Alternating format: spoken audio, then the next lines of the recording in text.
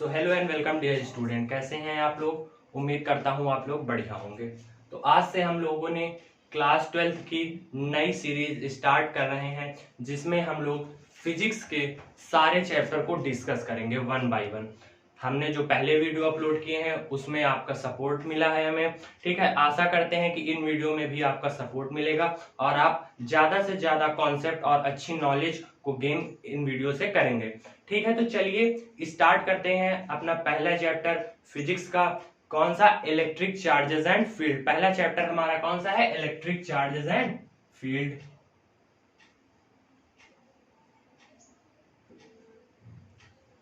Electric charges and field. पहला chapter है हमारा इलेक्ट्रिक चार्जेस एंड फील्ड और ये इसका लेक्चर नंबर 1 है।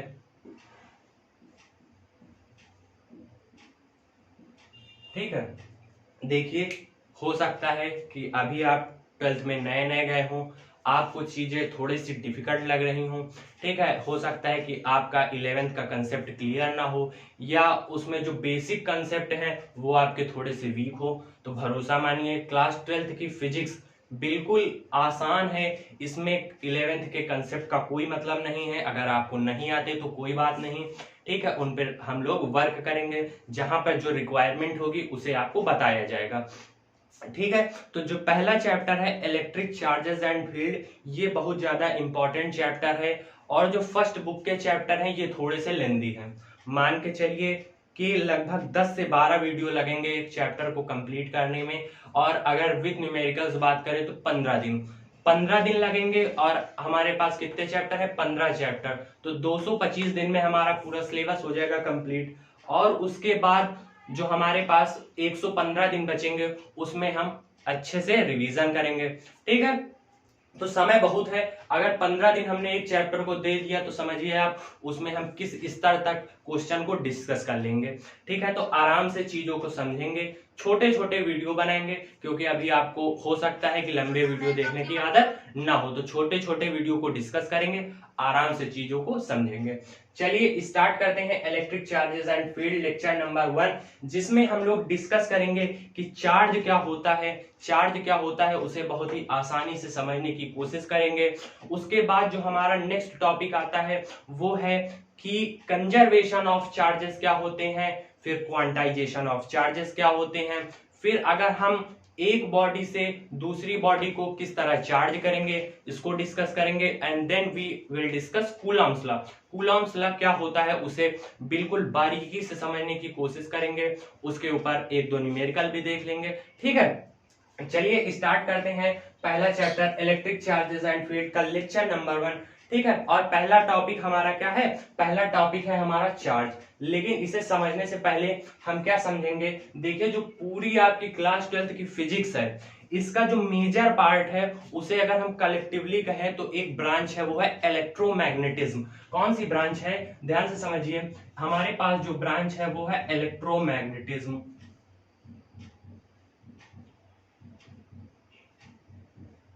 फिजिक्स की जो ब्रांच है वो है इलेक्ट्रोमैग्नेटिज्म। हम पहली बुक की बात कर रहे हैं क्योंकि दूसरी बुक तो फिर उसमें दूसरी फिजिक्स स्टार्ट हो जाएगी। इलेक्ट्रोमैग्नेटिज्म एक बहुत बड़ी ब्रांच है फिजिक्स की, जिसमें हम क्या डिस्कस करेंगे, इसके दो पार्ट हैं। इसके दो कौन से पार्ट हैं? ध्यान से सुनिए, ठीक है। इसके दो पार्ट हैं, इलेक्ट्रोस्टैटिक्स, इलेक्ट्रोस्टैटिक्स और इलेक्ट्रोडायनेमिक्स। इलेक्ट्रोस्टैटिक्स और इलेक्ट्रोडायनेमिक्स इसके दो पार्ट हैं। ध्यान से समझिए, इलेक्ट्रोस्टैटिक्स मतलब स्टैटिक मतलब होता है स्थिर या रुका हुआ। तो इसमें हम क्या बात करेंगे? इसमें हम बात करेंगे जिसमें क्या होगा, जिसमें चार्जेस एट रेस्ट। इसमें चार्जेस कैसे रहेंगे?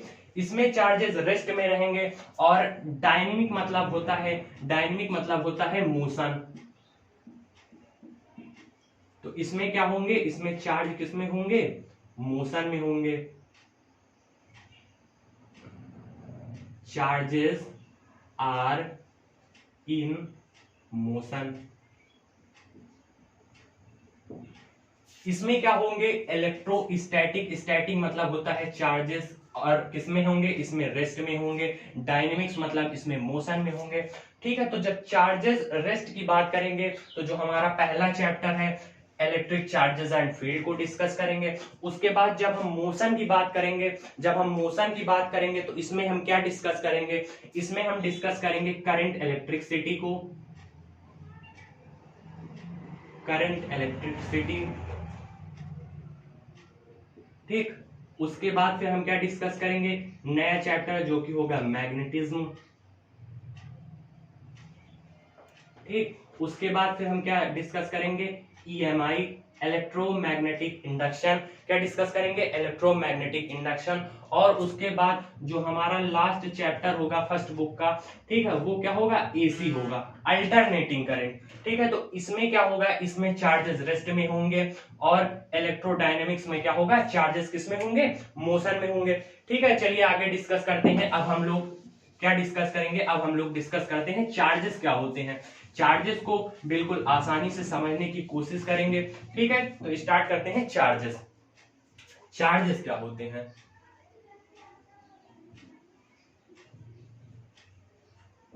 तो क्या बताया गया है चार्जेस में, चार्जेस क्या होते हैं, चार्जेस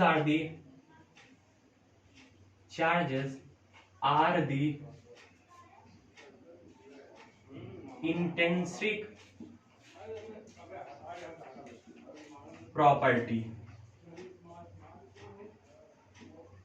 चार्जेस कैसी प्रॉपर्टी है, चार्जेस इंट्रिंसिक प्रॉपर्टी है। इंट्रिंसिक का मतलब होता है बेसिक,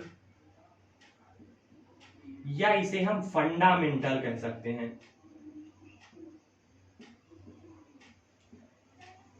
चार्जेस क्या है, चार्जेस इंट्रिंसिक प्रॉपर्टी होती है।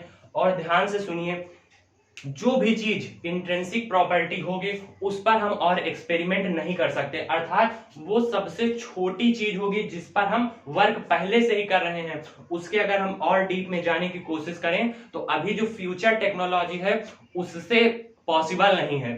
ठीक है, तो क्या बताया गया है, charges are the intrinsic property. Intrinsic मतलब बेसिक या फंडामेंटल। ठीक है, और आपको ये भी पता हो इंट्रिंसिक प्रॉपर्टी, और इसका एग्जाम्पल क्या हो सकता है, तो इसका एग्जाम्पल हो सकता है मास। मास भी एक इंट्रिंसिक प्रॉपर्टी है। ठीक है, अभी तो आपको समझ में नहीं आ रहा कि इंट्रिंसिक प्रॉपर्टी क्या है, लेकिन जब अभी हम कूलॉम्स लॉ को डिस्कस करेंगे और यूनिवर्सल ग्रेविटेशनल लॉ के बीच में जो फोर्स अप्लाई होती है, जब हम उसको डिस्कस करेंगे तो आपको बिल्कुल आसानी से समझ में आ जाएगा कि क्यों मास और चार्ज हम इंट्रिंसिक प्रॉपर्टी को बोल रहे हैं। अभी बस आपको इतना समझना है कि चार्ज एक इंट्रिंसिक प्रॉपर्टी है, मतलब फंडामेंटल प्रॉपर्टी है किसी कंडक्टर की। ठीक, क्या है वो, फंडामेंटल प्रॉपर्टी है। अब बात आती है इसका सिंबल क्या है। ठीक, तो इसका सिंबल है क्यू। क्यू से हम इसे रिप्रेजेंट करते हैं। इसकी एसआई यूनिट क्या है, एसआई यूनिट है कूलॉम। ठीक, इसका फार्मूला क्या है, तो इसका फार्मूला है Q is equal to I into T. ठीक है, Q is equal to I into T, इसका एक सिंपल सा फार्मूला है। I मतलब हो गया करंट, और T मतलब हो गया टाइम। Q मतलब हो गया चार्ज, I मतलब हो गया करंट, और T मतलब हो गया टाइम। ठीक, तो चार्जेस क्या है, charges are the intrinsic property या बेसिक या फंडामेंटल जिसे हम कह सकते हैं। सिंबल क्या है, सिंबल क्यों है, एसआई यूनिट क्या है, कूलॉम है। अब क्या समझना है, अब आप ध्यान से समझिए कि जो चार्जेस होते हैं, चार्जेस कैसे, ये कैसी क्वांटिटी है, ये एक स्केलर क्वांटिटी है। तो नोट में एक डाल दीजिए point, charges are scalar. Charges कैसे होते हैं, स्केलर होते हैं। अब स्केलर का मतलब आप इन्हें बिल्कुल सिंपली मैथमेटिक्स जैसे सिंपल में आप नंबर्स को ऐड करते हैं, सब्ट्रैक्ट करते हैं, मल्टीप्लाई करते हैं, डिवाइड करते हैं, उसी तरह से हम चार्जेस को भी क्या करेंगे, सिंपली ऐड करेंगे। जहां हमें रिक्वायरमेंट होगी ऐड करेंगे, जहां हमें रिक्वायरमेंट होगी सब्ट्रैक्ट करेंगे। मतलब हम चार्जेस को बिल्कुल नंबर की तरह से ट्रीट कर सकते हैं। ठीक है। उसके बाद फिर क्या बताया गया है, एक छोटा सा कंसेप्ट है जो कि सबको पता होगा, लेकिन फिर भी हम आपको बता दिए दे रहे हैं। जो अगर आपके पास कैसे चार्जेस हैं, सेम चार्जेस, कैसे चार्जेस हैं, सेम चार्जेस, मतलब अगर आपके पास पॉजिटिव और पॉजिटिव चार्ज है, ठीक है, पॉजिटिव और पॉजिटिव चार्ज है, कैसे सेम है, सेम चार्जेस हैं, या आपके पास निगेटिव या नेगेटिव चार्ज है, तो पॉजिटिव और पॉजिटिव हमेशा एक दूसरे को क्या करेंगे, रिपेल करेंगे। Same charges always repel each other. ध्यान से समझ लीजिए इस बात को कि क्या same charges always repel each other, और जो अपोजिट चार्जेस है वो क्या करेंगे, एक दूसरे को अट्रैक्ट करेंगे। सेम चार्जेस ये सेम है तो ये क्या करेंगे, ये रिपेल करेंगे, और जो अपोजिट है जैसे प्लस और माइनस, ये क्या करेंगे, ये एक दूसरे को अट्रैक्ट करेंगे। ठीक, same charges repel each other, opposite charges attract each other. ठीक है, तो इतने में आपको कोई समस्या नहीं होनी चाहिए। चार्जेस के बारे में हमने डिस्कस किया, charges are the intrinsic property, या जिसे हमने बेसिक या फंडामेंटल बोला। सिंबल क्यों है एसआई, यूनिट इसकी कूलॉम है। ठीक है, फिर हमें क्या बताया गया, चार्जेस आर स्केलर, फॉर्मूला बताया गया Q is equal to I into T, या आप इसे इट के फॉर्म में यूज कर सकते हैं या लर्न कर सकते हैं। ठीक है, चलिए हम आगे क्या डिस्कस करेंगे। अब हम लोग डिस्कस करने वाले हैं कि चार्ज और मास में क्या रिलेशन होता है। ठीक है, चार्ज और मास में क्या रिलेशन होता है, अब हम इसे डिस्कस करेंगे। ठीक है, कि अगर किसी बॉडी की स्पीड कम या ज्यादा हो जाए तो क्या उसका मास इफेक्ट होगा या नहीं होगा, अब हम इसे डिस्कस करेंगे। ठीक है, तो क्या आपको एक पॉइंट समझ में आ जाना चाहिए कि charge always comes with mass। हम लोग एक एक टॉपिक को समझने की कोशिश करेंगे, चाहे 10 वीडियो लगे चाहे 15 वीडियो लगे। ठीक है, video does not matter, but matter क्या करता है, मैटर ये करता है कि अगर आपने इस चैनल से इस चैप्टर को पढ़ लिया तो आपका बिल्कुल कंसेप्ट क्लियर हो जाना चाहिए। ठीक है, भले कितना भी टाइम लगे। ठीक है, charges always comes with mass, इसका क्या मतलब हुआ, इसका मतलब ये हुआ कि जब भी हम कभी भी चार्ज की बात करेंगे, क्या जब भी हम कभी चार्ज की बात करेंगे, हम ये मतलब ये कंफर्म है कि उसके साथ कुछ ना कुछ मास तो आएगा ही आएगा।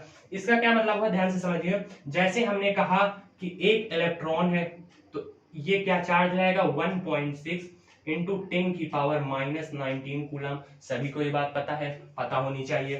ठीक है, charges always comes with mass. अगर ये इलेक्ट्रॉन किसी बॉडी में, किसी कंडक्टर में है, या हमने मान लीजिए इस इलेक्ट्रॉन को इस कंडक्टर में डाल दिया है, तो इस इलेक्ट्रॉन के साथ ये चार्ज जाएगा 1.6 इंटू 10 की पावर -19 कूलम, इसके साथ चार्ज जाएगा। ठीक है, लेकिन इसका कुछ मास भी होगा, और इसका मास कितना होता है, mass of electron is equal to 9.1 into 10 की पावर -31 किलोग्राम, इसका मास भी होगा। ठीक है, तो वही बताया गया कि जब आपने एक इलेक्ट्रॉन को इस कंडक्टर में डाल दिया तो इसके साथ जो इसका मास था, जो इसका भार था, वो भी उसी कंडक्टर में चला गया। तो वही बताया गया है कि charge always comes with mass.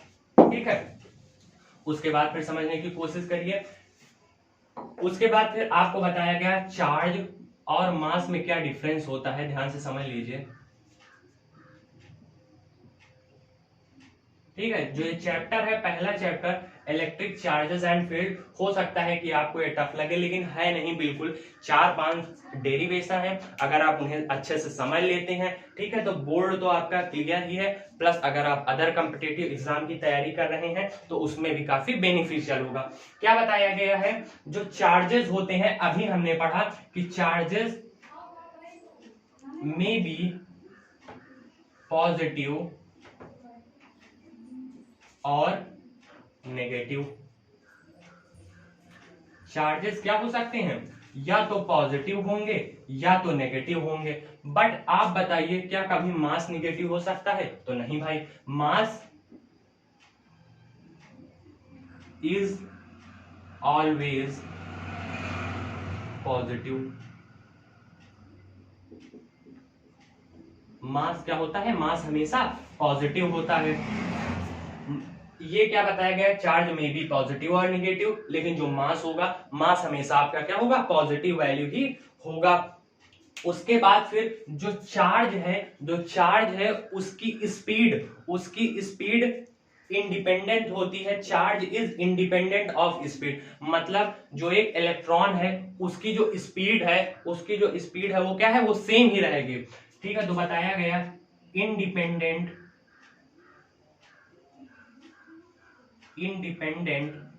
Of speed. Charge जो होता है वो इंडिपेंडेंट स्पीड होता है, मतलब हमारे पास एक इलेक्ट्रॉन है, हमने उसको ऐसे फेंका, ठीक है, तो क्या उसकी स्पीड चेंज करने से क्या उसका चार्ज की वैल्यू कम हो जाएगी? तो नहीं भाई, उसकी चार्ज की वैल्यू कैसे कम होगी? उसकी चार्ज की वैल्यू तो फिक्स है, क्योंकि ये इंट्रिंसिक प्रॉपर्टी है, इसलिए उसकी जो चार्ज की वैल्यू है 1.6 इंटू 10⁻⁻19 कूलम, वो क्या है, वो फिक्स ही रहने वाली है। उसके बाद फिर क्या बताया गया है, मास जो होता है वो डिपेंड अपॉन स्पीड। अब मास कैसे स्पीड से चेंज होगा, इसके लिए आपको एक फार्मूला बताया गया है। क्या बताया गया है, m is equal to m0 upon √1 minus v square upon c square. ये एक आपको फार्मूला बताया गया है, ठीक है, इसे समझने की कोशिश करते हैं। जो m है, m जो है ये मास ऑफ बॉडी है, m क्या है, मास ऑफ बॉडी है, और जो m0 क्या है, ये है रेस्ट मास। ये जो c है ये है स्पीड ऑफ लाइट, ठीक है, और जो ये v है ये स्पीड ऑफ ऑब्जेक्ट या बॉडी। क्या बताया गया है, ध्यान से सुनिए। जो चार्ज होता है वो इंडिपेंडेंट होता है, ठीक है, किसका, स्पीड का, और जो मास होता है वो डिपेंड करता है स्पीड से। क्या होता है, m is equal to m0 upon √1 minus v square upon c square. अब आप बताइए कि क्या आपका, अगर हम आपको बहुत तेजी से कुछ भी फेंक दें, मान लीजिए मार्कर है, इसको हमने ऐसे फेंका, तो क्या इसका मास चेंज हुआ? तो आपका आंसर हुआ नहीं, इसका मास नहीं चेंज होगा। क्यों नहीं चेंज होगा? फिर ये क्यों कह दिया गया कि ये डिपेंड करता है स्पीड पर? ये इसलिए नहीं चेंज होगा क्योंकि जो हमने इसको स्पीड दी वो स्पीड ऑफ लाइट से क्या है, वो स्पीड ऑफ लाइट से हमेशा कम ही होगी। जब उसकी वैल्यू स्पीड ऑफ लाइट से कम हुई, ठीक है, तो ये पूरी वैल्यू क्या होगी, लेस देन 1 होगी, ठीक है, तो 1 माइनस लेस देन 1 और उसका अंडर रूट लेंगे तो वो क्या होगी, बहुत ही एक छोटी सी वैल्यू होगी, नेग्लिजिबल वैल्यू होगी। तो ये जो मास होगा, मास ऑफ बॉडी, ये m0 के बराबर ही होगा, मतलब इस मार्कर का जो रेस्ट में मास होगा और जो हमने इसको फेंका तब इसमें जो वेलोसिटी आने के बाद जो इसका मास हुआ वो दोनों बराबर ही आएंगे, क्योंकि हमने जो इसको स्पीड दी वो स्पीड ऑफ लाइट से अगर ज्यादा हो जाए, क्या क्या क्या, फिर से सुनिए, अगर इसकी स्पीड क्या हो जाए, स्पीड ऑफ लाइट से ज्यादा हो जाए, जो कि कर पाना हमारे लिए इम्पॉसिबल है, तो ये क्या हो जाएगा, इसका मार्कर का मास क्या हो जाएगा, बढ़ जाएगा, ठीक है, लेकिन वो हमारे लिए पॉसिबल नहीं है, ठीक है, तो इतना आपको समझ में आ गया होगा, ठीक है। चलिए अब स्टार्ट करते हैं, ठीक है, चलते हैं नेक्स्ट टॉपिक में। नेक्स्ट टॉपिक हमारा क्या है, कंजर्वेशन ऑफ चार्जेस, ठीक है, conservation of charges.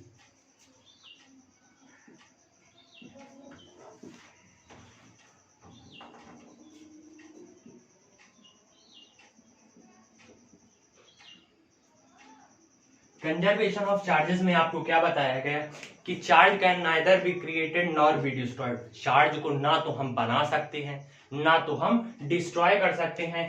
Can neither be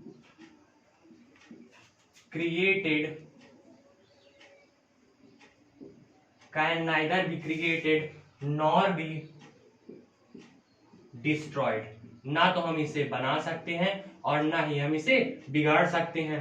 can neither be created nor be destroyed. क्या बताया गया कंजर्वेशन ऑफ चार्जेस में, charges can neither be created nor be destroyed. अगला पॉइंट हमें क्या बताया गया, अगला पॉइंट हमें बताया गया कि the total the total charge of an isolated system is always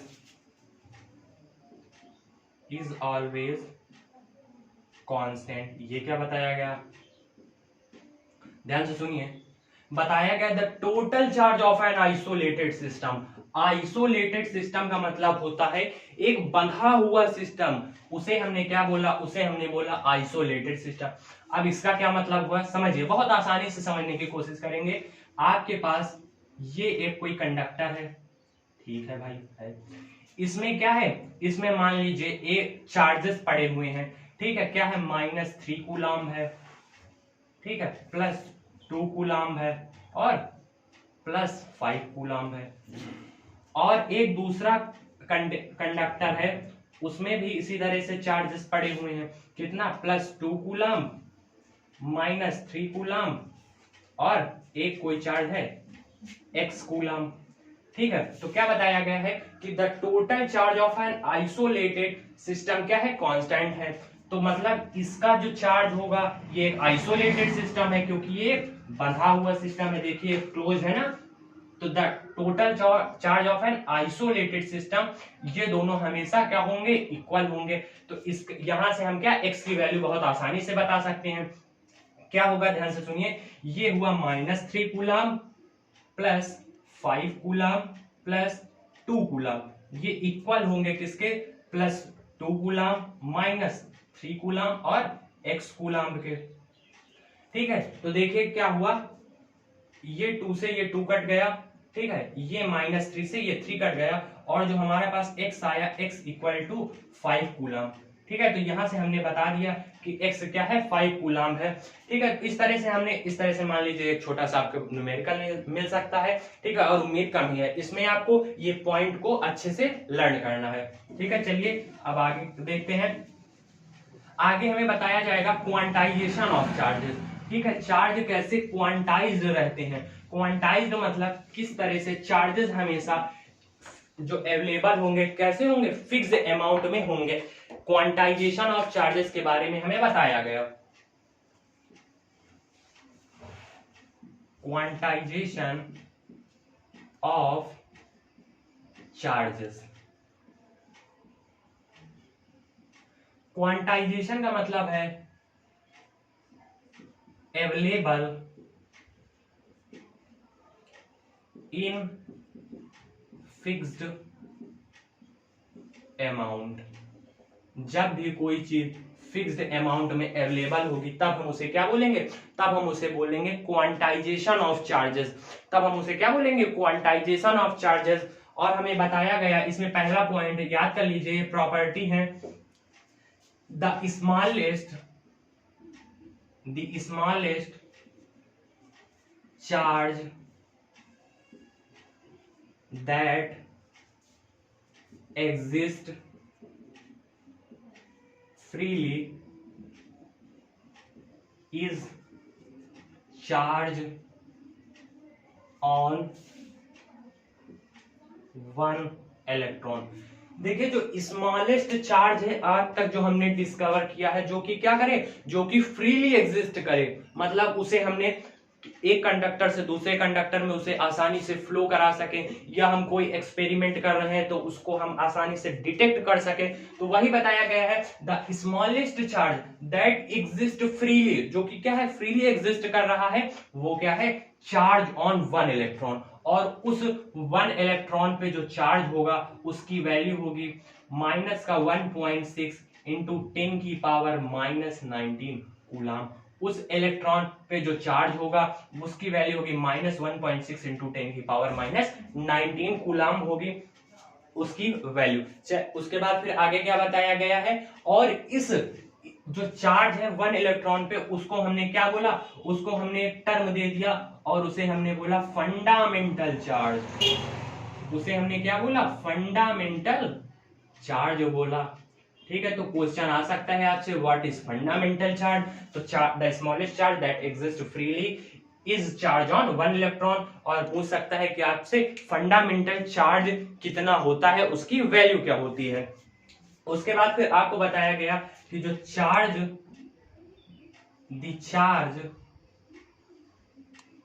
always exist in integral multiple of the charge always exists in integral multiple of E मतलब इलेक्ट्रॉन। इसका क्या मतलब हुआ, ध्यान से समझिए। The charge always exists in integral multiple of E, मतलब अगर किसी बॉडी पे हम कह सकते हैं कि जो किसी बॉडी पे जो चार्ज एग्जिस्ट करेगा वो कैसा होगा, वो मल्टीपल होगा number of electrons containing in the conductor. मतलब क्या हुआ, मतलब उसका ये हुआ, सिंपल सा मतलब ये है कि हमें ये क्या दे दिया गया, मार्कर दे दिया गया, और इसमें बता दिया गया कि इसमें क्या है, इसमें मान लीजिए 10 इलेक्ट्रॉन है, इसमें क्या है 10 इलेक्ट्रॉन है, तो आप बताइए कि इसमें कितना चार्ज हुआ। तो इसका एक सिंपल सा आंसर होगा, अगर इसमें 10 इलेक्ट्रॉन है तो 10 इंटू नंबर ऑफ इलेक्ट्रॉन मतलब 10 हो गए, और उसमें कितना चार्ज होगा, एक चार्ज पे कितनी वैल्यू होती है, 1.6 इंटू 10 की पावर माइनस 19 कूलम। तो इस तरह से हमने बहुत आसानी से बता दिया कि उसमें कि उसका कितना चार्ज होगा। तो वही बताया गया है, Q is equal two plus minus NE। ठीक है, Q मतलब चार्ज, N मतलब नंबर, ये तो कोई इंटीजर हो सकता है, और जो E है ये क्या है, चार्ज ऑन 1 इलेक्ट्रॉन।